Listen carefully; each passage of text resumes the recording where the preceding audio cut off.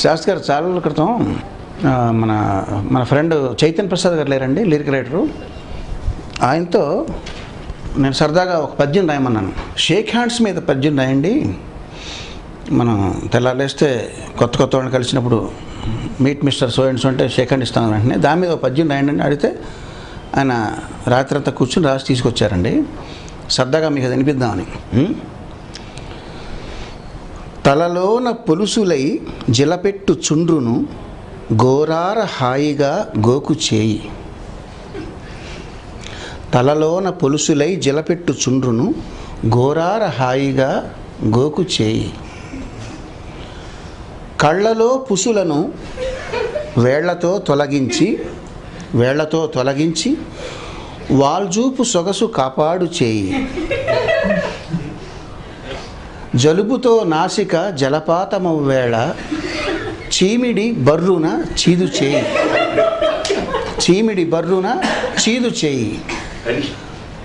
ముక్కులో కొలువైన పొక్కుల్ని నేర్పుగా కెలికి వెలికి వలుసు చేయి. ముక్కులో కొలువైన పొక్కుల్ని నేర్పుగా కెలికి వెలికి వలుసు చేయి. చెవిలోతులో చేరిన గులిమిని చిటికెన వేలుతో చెనకు చేయి. గజ్జలో కొలువైన ఘనమైన మట్టిని గజ్జల సందులో ఘనమైన మట్టిని నలుగు పెట్టిన ఎట్లు నలుపు చేయి. కురుపుల గాయాల దురదల్ని కడతేర్చ బరయంచు బరకు చేయి.